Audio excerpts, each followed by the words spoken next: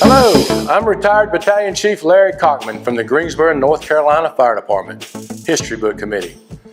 We're here today at the Greensboro Historical Museum. I'm standing in front of the General Greene, the first steam pumper, or as they called it back then, a steamer. Today, December 9th, 2019, we are starting a new tradition of recording and preserving the heritage and culture of our retirees. Our retirees have contributed so much to the success of our great fire department. Their stories retire with them and are sometimes gone forever when they pass away. They will share their emergency calls that will always be a part of their memories forever. So sit back and listen as they carry us through their journey in the Greensboro Fire Department. Okay, my name is Paul Brooks. I'm 65 years old. I'll be 66 in June.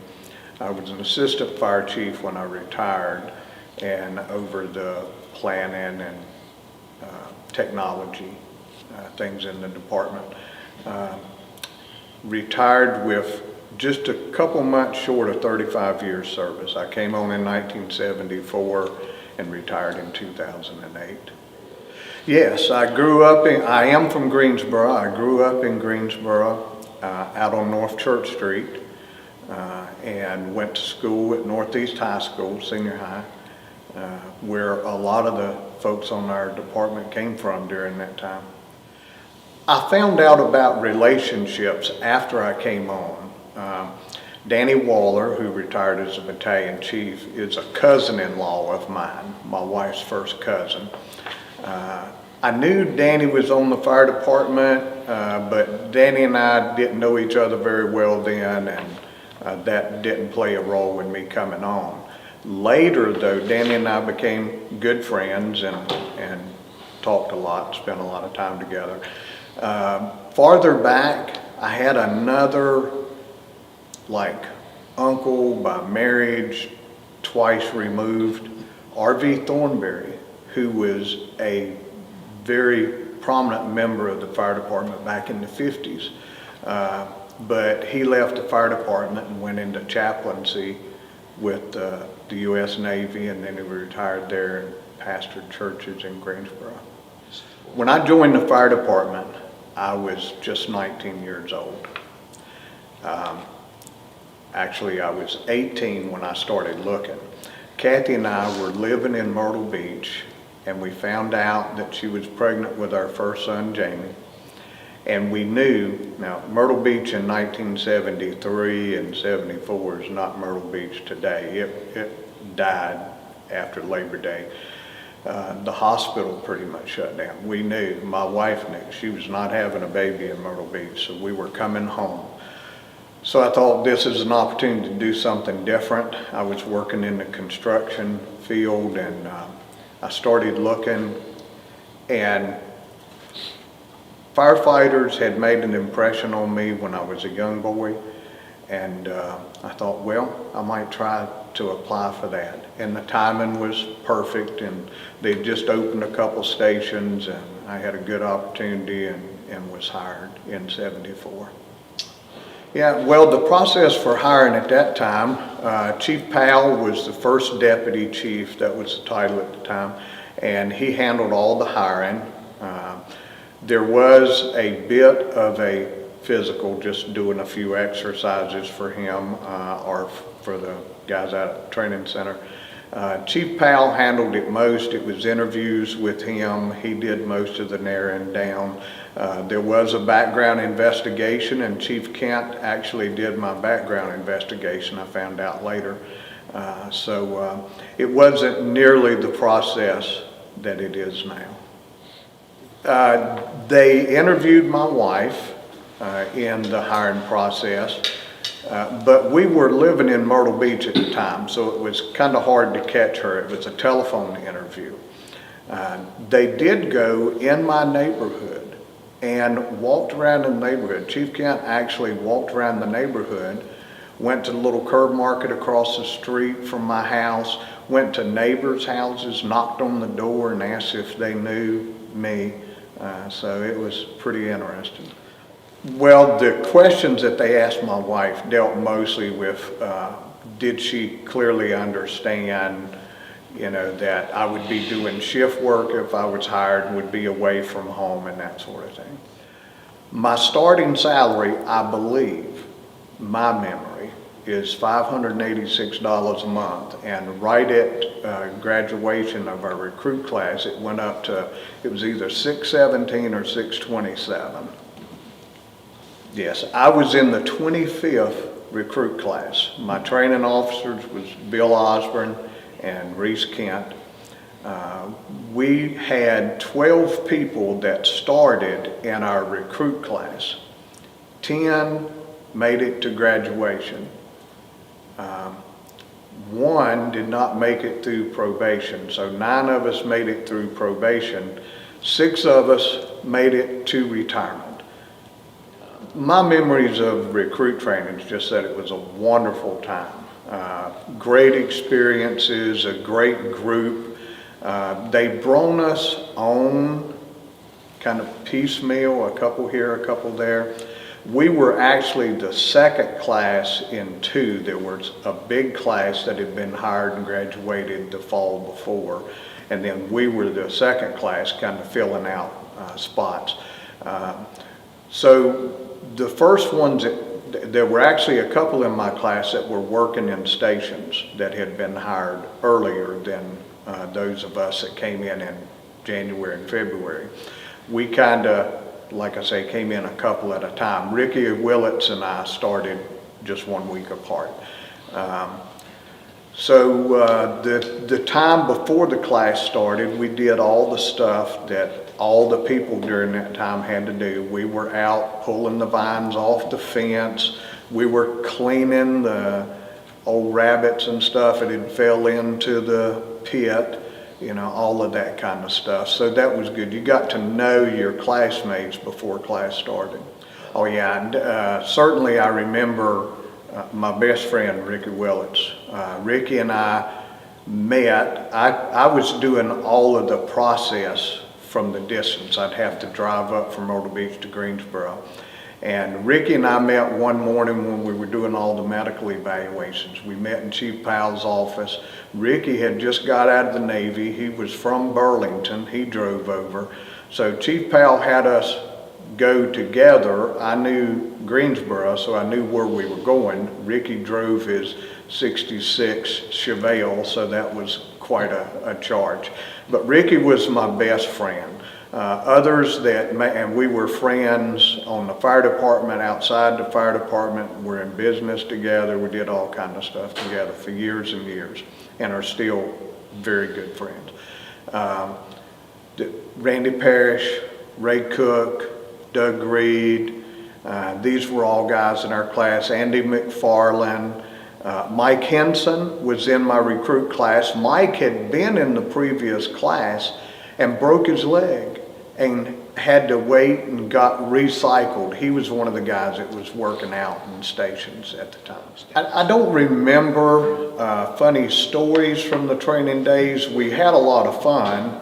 We did a lot of stuff together outside of the classroom and the drill ground. So there was the normal pranks that everybody played. One of the guys had a motorcycle. He brought it one day and we were riding it around on the drill ground. Ricky Willits had a hot rod. He had a 66 Chevelle and he had to go to a doctor's appointment or something one morning, and he pulled out in front of the training center and burned the tires all the way down past the drill ground. So Chief Kent was waiting on him when he got back. So that was kind of funny.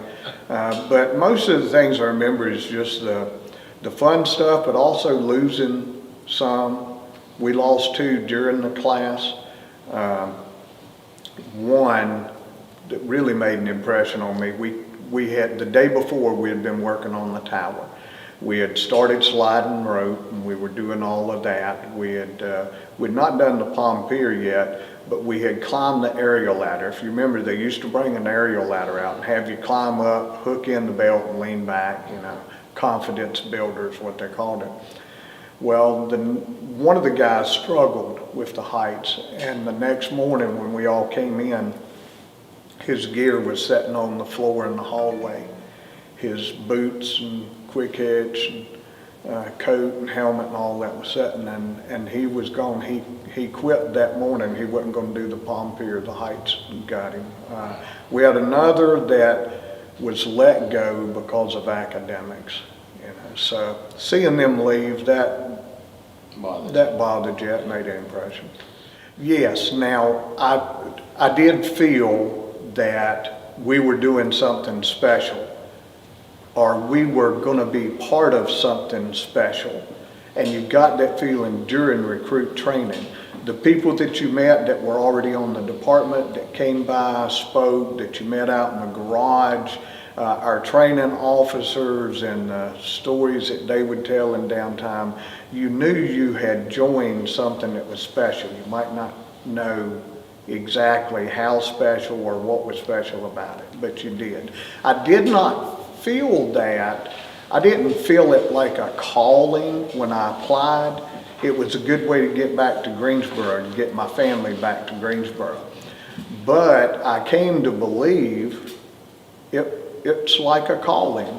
And Frank Shaw, our first paid fire chief, wrote about this, about the occupation of a firefighter as being a calling, just like a pastor or a doctor. And he's right, and you get that feeling. You know, I knew I was meant to be there. That was meant for me. My first station assignment was Station 7 on Engine 7. It was a single company station at the time. My captain was Paul Brown, who was an amazing guy, a great person for somebody like me to start out with. He enjoyed being with the people, so he joined in all our activities. I thought Paul was 30 years old. He was like 54, but he could run all the young guys into the ground. He was so physically fit. But I had a crew. The crew that I was assigned to was an amazing crew. Worked great as a team, but also had a lot of competitiveness about them. My driver was Kyle Stewart. Now, he was a great technician. A lot of stories about Kyle on the fire department probably, but Kyle was a great technician, great driver, great leader, informal leader back in the bedroom. There was no doubt that Kyle was our company informal leader. Danny Nelson was the second driver, and Danny could do anything. Mechanical, technical, he could do it all. Probably the most competitive person on our crew was Danny Shoemate. He was a firefighter. And he was awesome, very good at what he did. But that was the group that I went to work with. We got out of training at about 4:30 that evening, and then I had to go to Station 7 at 6 o'clock and report for duty. It was C shift was my shift. And now, while we were still a single company station, about 6 months later, Bill Williams joined us when his class graduated, and we were all together for about 6 more months or something like that. And then when they put the new Truck 4 in service, it came to Station 7, and we all stayed together on the same shift, but we split up on the two companies. Pranks were a big part of the culture, especially when I first came on the fire department. I remember a few, but pranks were every day. It was part of the culture, part of the life. You were the butt of a prank, or you were part of doing one. Lots of the pranks involved water, dumping water, spraying water. Water was involved in a lot of it. But I drove a old 64 Chevy 2 that was two-tone simply because I had to replace the trunk and it wasn't the same color as the rest of it. It was a wore-out, ragged-looking car. And we had a dumpster at our station where people brought newspapers for recycling. And I messed up and parked my car beside the dumpster. So the guys, after we went to bed or something, they all snuck out there. and filled my car with newspaper. And I mean filled it to where I could not get in, as if people had come and thought my car was the dumpster. So, there was always stuff like that going on. The union was the end of the original union, the first union that we had in Greensboro, and I was a member. I joined not long after coming to Station 7. I joined because the guys at the station were in it, but also because of some other people that I responded with. Fred Lawrence, he was a captain, I think at Station 3 at that time. Fred was the union president. Frank Jones out at Station 14 during that time on my shift. He had been very heavy in union leadership. So I joined the union and immediately became editor of the union's newsletter called The Hose Line. And did that for a couple years, and then, that union disbanded, Yeah, in all the stations that I worked at, we all cooked, we all ate together. Station 7 is a single company station, and then a 2-company station with a battalion chief. My first battalion chief was Mick Noonan, and he was very particular about the meals. They had to be at exactly the right time. I had J.E. McCarter as a captain for a while on Truck 4 at Station 7.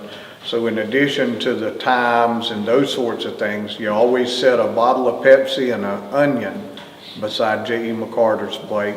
The thing about the meals, it wasn't the meal, although there was great cooking. Think of Southern family style cooking. That's what it was. I learned to cook in a firehouse. I knew how to make sandwiches, about it. But the big thing about the meals was the cultural impact and influence. It was the group, it was the team, it was the conversation, and people would come by around mealtime and sit in and join. We invite them to join us. Police officers. We actually had a milkman that did deliveries to the station at the time. He would come and eat with us. So the meals were a big deal culturally and for the group and the team. My favorite dish that I cooked was stew beef, and then you'd have greens or green beans, mashed potatoes. Of course, there's always the firehouse meal, the pinto beans, broiled spam, mac and cheese, small Saturday hot dogs. We all had the same customs. For meals, our meals probably cost $2 a day a piece for the whole thing, and we supported a divvy that bought all the staple stuff. And I think when I went there, and it stayed that way for a long time, like $1.50, and then it went to $3 per payday for our divvy. The most I ever paid, I ended up, the biggest station I worked at with the people was Station 5, and our divvy over there was like $5 a payday. Culture's changed, people have changed. There's been generational changes in the fire service since I came on and then served through. I'm still involved with fire departments though through my other work, and I can see the changes over time.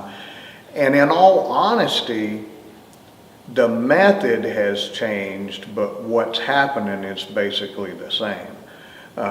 Where they may have cooked every meal and eaten every meal together, now they go out for meals. We weren't allowed to do that, but they still go as a unit and a group, and you see them doing that.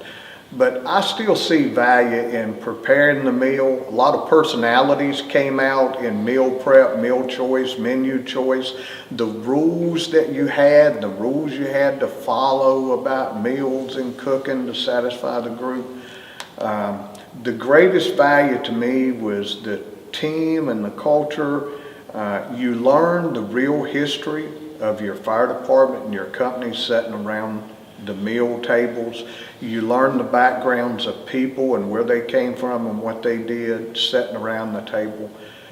Having the meal was a way of getting to know people, interacting with people, and building those relationships. So I would highly encourage that to people today. Even if you go out most meals or something, or if people bring their own, make sure you have a couple meals a week with your shift to sit down as a group and enjoy it together. In today's fire service, most fire stations have individual sleeping areas, cubicles, partitioned off areas. Most modern fire stations even have different rooms. Everybody has their own room.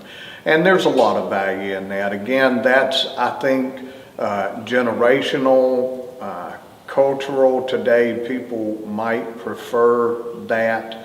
The privacy, the time alone, it's probably valuable to them. But when I came through, we didn't have individual sleeping quarters. The only people that slept separate were the officers. And if there was more than one officer, they shared a room together. But I grew up as a young firefighter in the dorm or in the kitchen. And in the dorm, we're all together, we're all 8 or 9 beds in one room, sharing that together.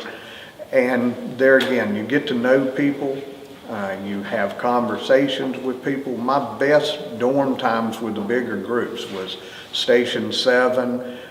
We had a little routine at night at Station 7 when the lights was out. Everybody would still be talking, you couldn't see anybody, and that's when a lot of pranks went on too. But we did the Waltons thing, good night so-and-so, good night. Everybody would say good night to each other at night. And then Station 5, we had a lot of good times at Station 5. We had a big dorm with a lot of people in it, and you really got close to people through those kind of experiences together. As I've seen the daily life evolve in Greensboro, but mostly in other departments now. I see departments across the country, around the world. It's still true, firehouses are firehouses. Whether you go to a firehouse in Fargo, North Dakota, or Greensboro, North Carolina, firehouse is a firehouse. Much of the same things go on. I've seen the same thing, whether it's Sicily, Italy, or wherever it might be. But I think the kinds of things may have changed, but I still believe they're doing that bonding. I don't see them sharing as much together as we did when we were young, because we had so many things that made you bond together. But I remember watching the kids grow up and the families change and evolve and being involved in that. That was a real big deal at the time. Now, they may still do that sort of thing, do things together as groups off duty. I don't see it as much, and if they're not, I think they're missing out on a lot, especially the value of the families. Families come to the fire station, you see them, you see their kids, you follow their kids after. You may not work together anymore, but you're still family and friends, and you follow them. Well, families came to the station most on Sundays. Sunday was the big family day. I don't spend a lot of time in Greensboro firehouses today. For the most part, most of the people don't know who you are. I've been gone 11 years.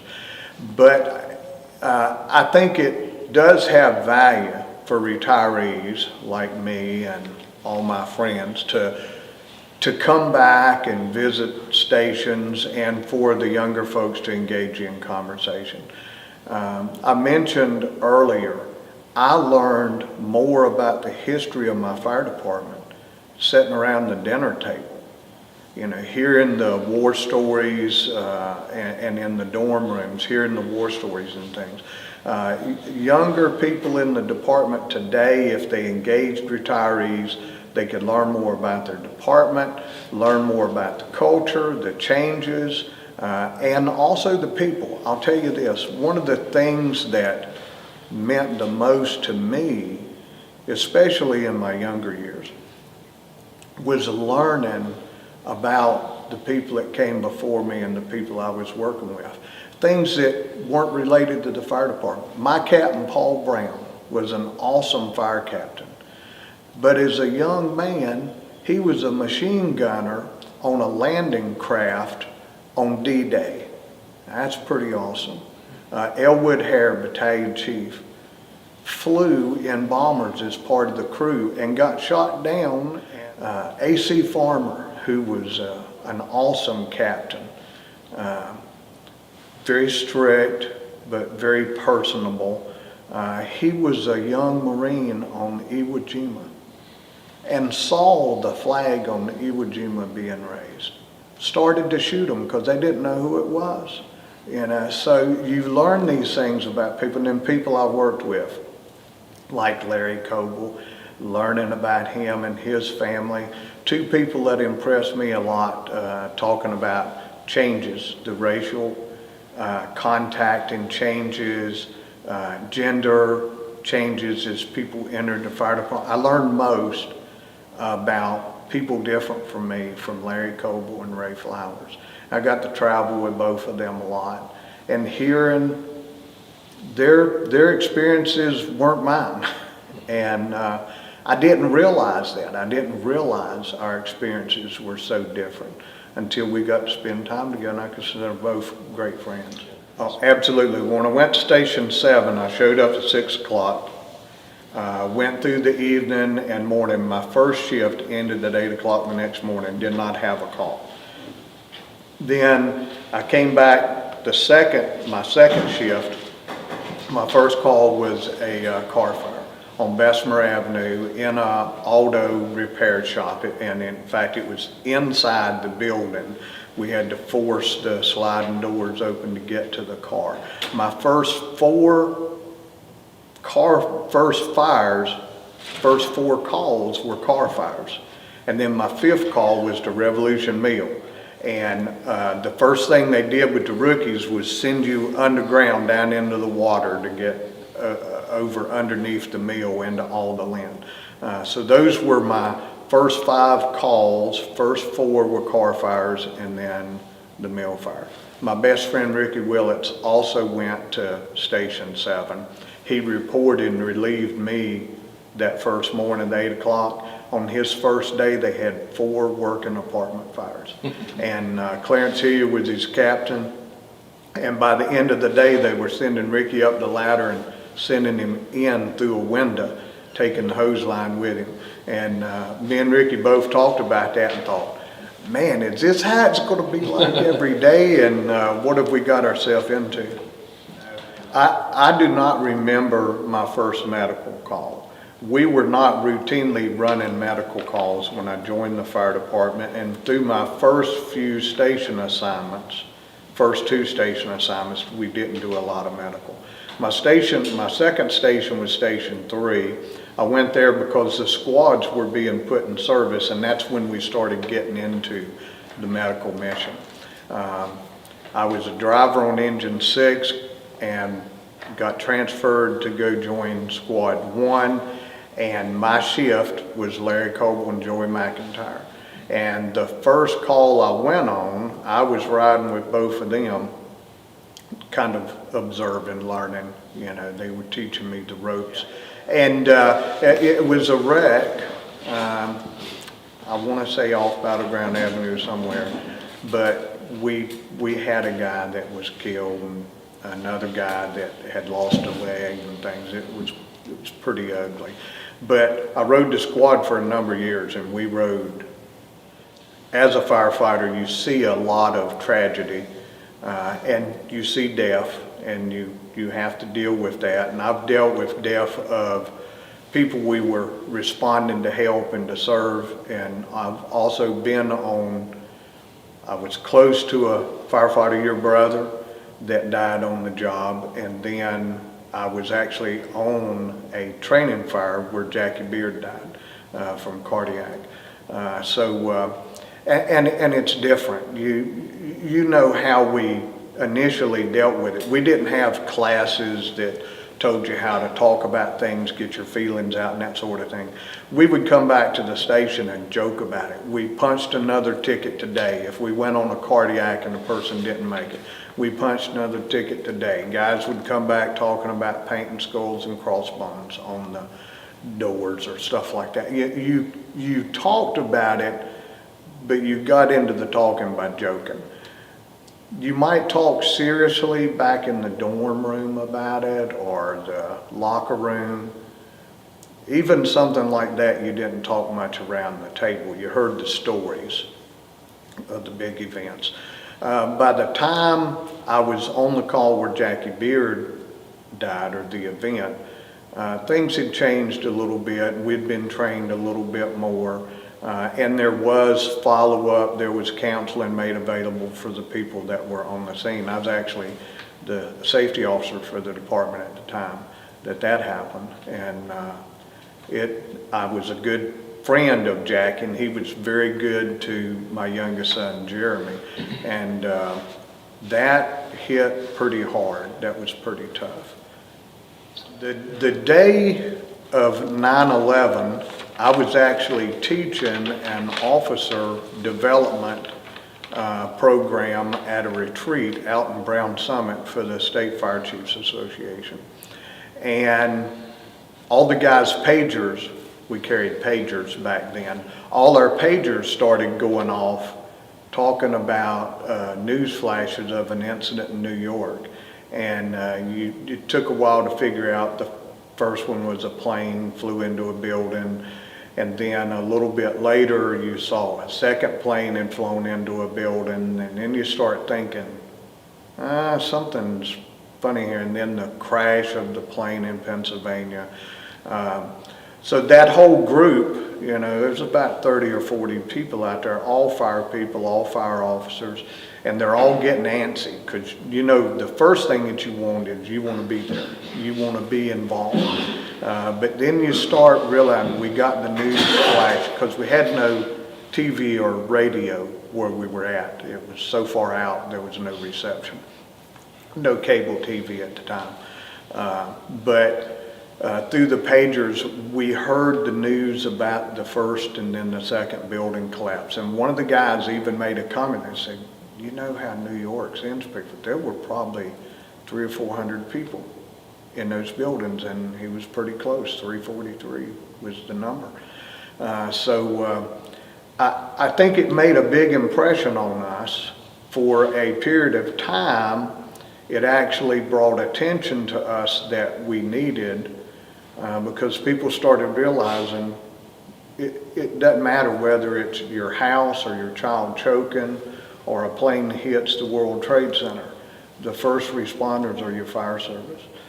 They're the ones that are going in and dealing with it. It's not the military, it's your local fire service are going to be the first ones in.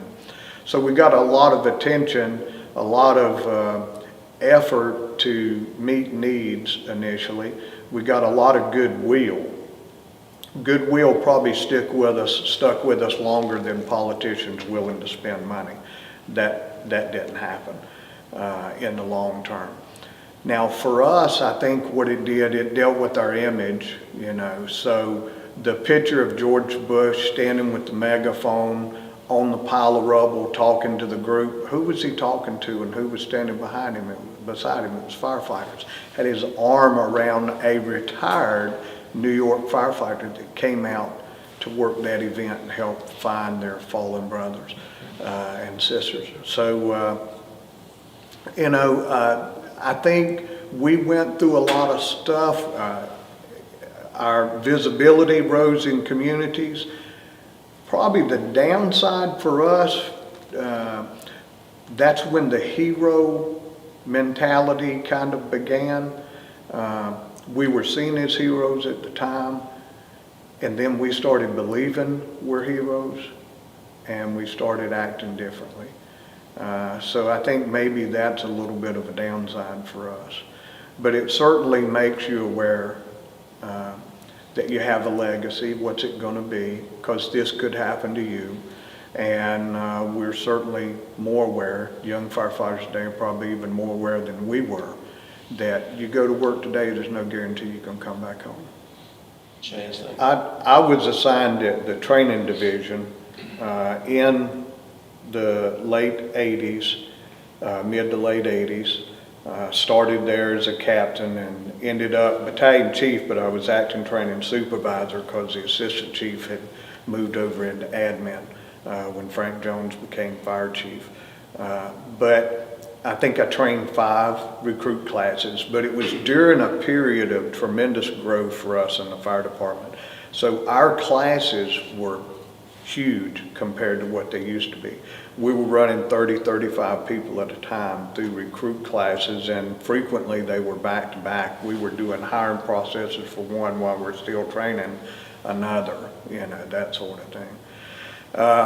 Events that changed the direction for the department that training was very involved in, I think was the Davie Street fire. That's the biggest event that resulted in change in operation.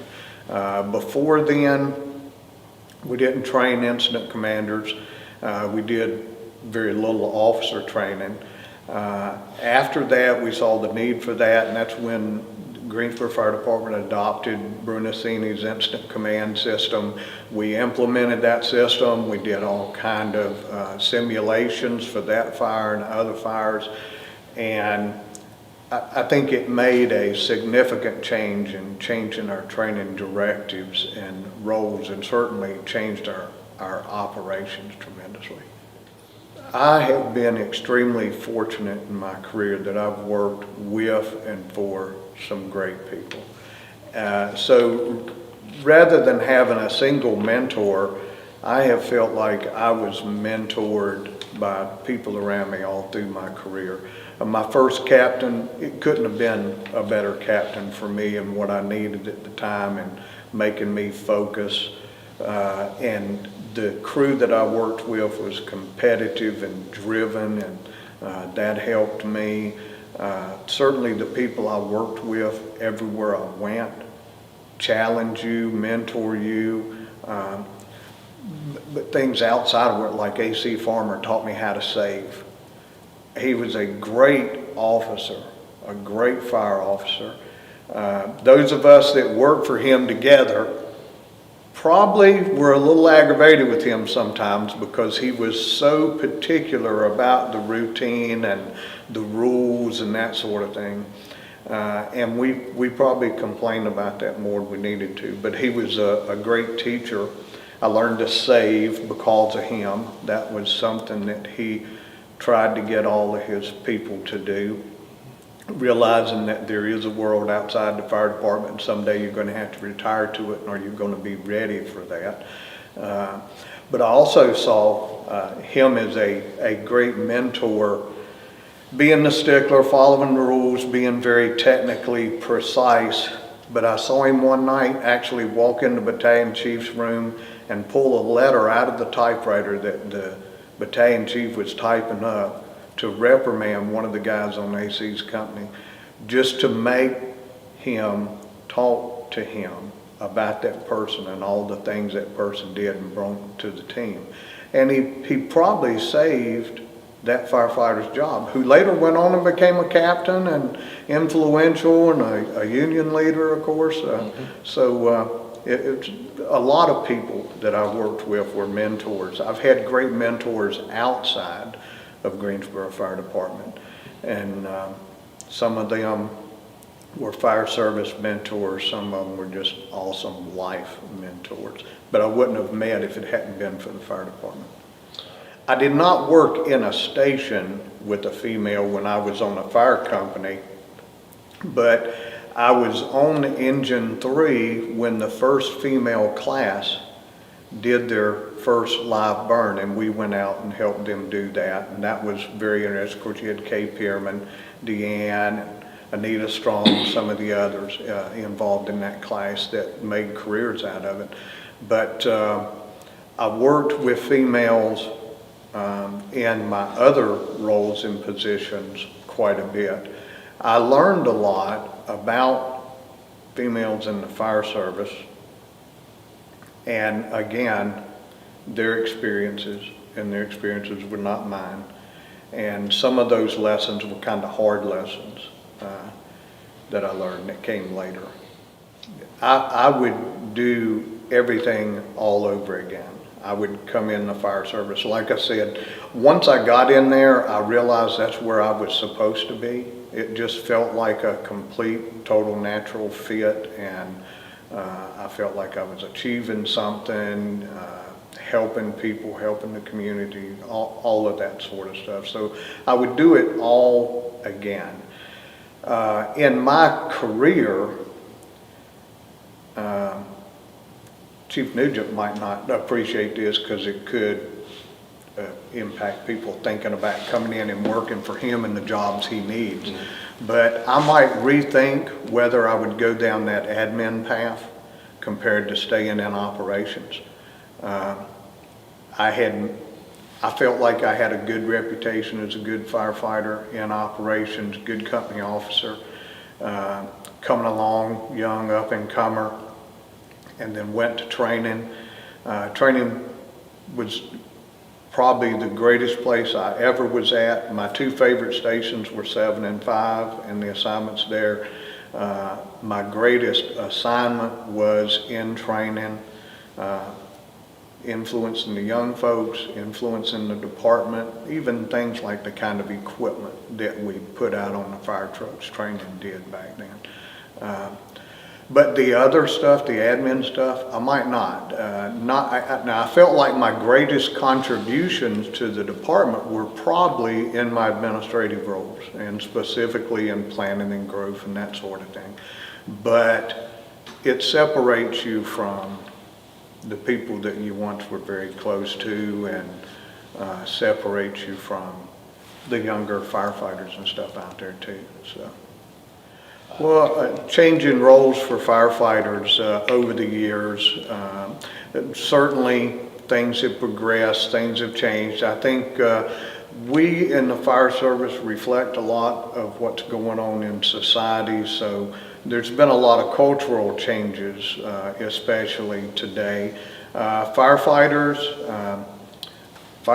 young firefighters, when I came on, it was kind of like your grandparents used to tell you, kid's supposed to be seen, not heard. You're supposed to sit there and do what you're told and that sort of thing. Now, firefighters from their first day, I think, speak up, challenge, are challenged, and contribute.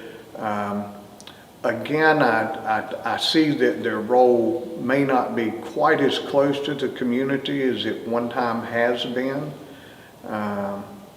And some of it may be just changing society in general, but also the expectations. I think a lot of expectations of firefighters have changed.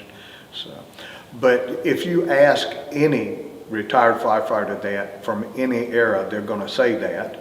You know, it's like we all walked to school uphill barefoot in the snow, both ways. You know, so, you know, it's always was better back in the day. Today's fire service, it's much more technical.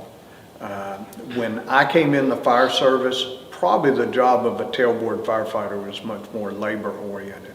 And today it's much more technically oriented. I think the culture has went through a shift though, because when I came on and those in my era, we were in the first wave of changes becoming more technical firefighters, more than just pulling hose, doing the rescue stuff, doing more technical things. And the focus on firefighters at the time, we were trying to change the image in the public from we were just laborers to we were technicians. So we wore the full uniforms and all that kind of stuff. And we were the first during that time to go get education. Education started becoming more and more important. I actually think I've seen a reversal of that. The technical knowledge requirements gone even higher, especially in the area of rescues and things like that, and the type of equipment that you're using. But the image has gone back to more of a labor-oriented, the hero kind of image. So we have the handlebar mustaches and the, those sorts of things, and not so much wearing the uniform to look like a technical professional, but more the look of labor. And I'm not saying anything against labor there. I'm just saying there's been a change in shift. And that's how we're seeing ourselves. Well, that's also how the community's seeing us. So sometimes if you're having problems getting the funding that you need and things like that, think about how you're portraying yourself. I've thought a lot about who has influenced me probably the most off the job. And I'm actually going to have to give you two answers. My boys first. My oldest son, which Chief Cockman, went to school with your boys, is quite a driven guy, but he's very thoughtful, very successful in what he's done, and especially now in business. And we talk about business a lot, and the roles have changed. I'm learning from him now, where he used to ask me for advice, I'm going to him asking for advice. People that knew my younger son, Jeremy, know the challenges that he had and that he lived through. And I learned a lot. I learned a lot about priorities and how to react in situations, and what to be grateful for and thankful for, and what's important in life. Outside of my boys, the biggest mentor for me was another firefighter, but not like you'd think. It was a man named Michael Worthington. Mike Worthington grew up in eastern North Carolina, in Greenville, Greene County, down that way, around Greenville. He was from the town of Whiteville. His dad was the volunteer fire chief and ran the local meat market and a little, what you'd call a grocery store back in the day. So Mike, as a young man, was a volunteer in the fire department. And when he was 15 and 16 years old, alarms would come in from the fire department. He'd run the fire. He was actually the driver and operator at 15 to 16 years old. He went to East Carolina, but after he was there in his second year, his family, a small community, everybody knew each other, the county manager came to him and asked him if he'd take the job as the county fire chief, county fire marshal. So he left school and went and did that back in the fire service. And he did amazing things. He was tasked with getting all the fire departments certified, which they had not been. The biggest thing, and getting a training program in place, and then the biggest thing was getting a communication system in a county. They didn't have radios, no way to communicate in the county. So he built a communication system countywide. Bought Motorola, got involved with Motorola, left Greenville or Whiteville and went to work with Motorola. Well, he became an executive. Now, this is a small-time young fire chief in rural eastern North Carolina. Became senior vice president of Motorola, living out of Schaumburg, Illinois, St. Charles, Illinois. Senior vice president in charge of global communications and marketing. His budget had $1 billion in it, $1 billion, was over $1 billion. He had lived all around the world, but he never forgot where he came from, little Whiteville, North Carolina, in eastern North Carolina. And he was the treasurer on my board of directors when I took over the Center for Public Safety Excellence. And I learned so much from him about life, about fire service and loving the fire service and how you can contribute, but just how to live as a person. He owned his own fire truck. He bought his own fire truck. Trying to think of what you want people to remember you as is a very hard question, especially for somebody like me that may not have went down the traditional path, I would like for them to remember me as somebody good to work with, that they could trust and stand behind them wherever they was at. I'm proud of my legacy, but most people will never know Paul Brooks's legacy. It's just rolled up into the rest of the fire department and the planning, the stations and all that kind of stuff. You know, just, you don't lose track. You're acutely aware of it. Right. Everybody else separates you out from that. Right. And that's kind of what I felt from that. Loved my boys, and that life was all about the boys and family.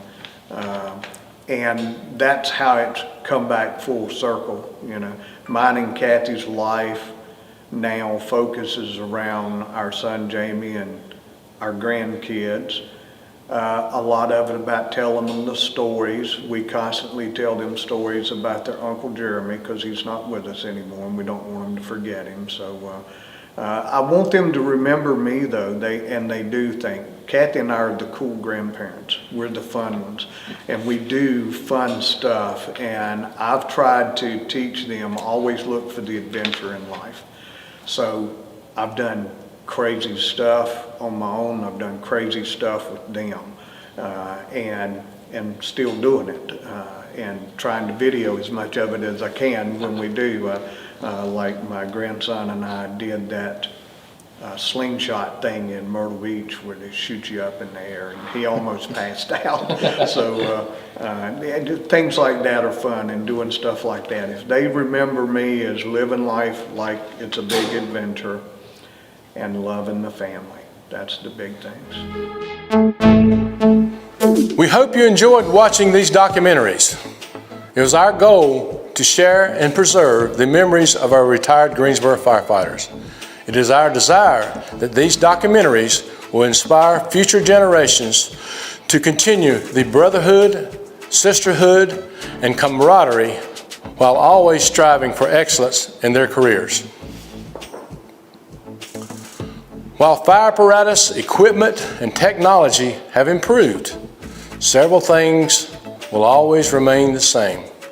The courage and bravery it takes to mitigate natural and man-made disasters will always be a part of the job. Although our retirees are no longer a physical part of the GFD world, a giant piece of each retiree's memories have been shared with you today. These memories will be in their hearts and minds forever.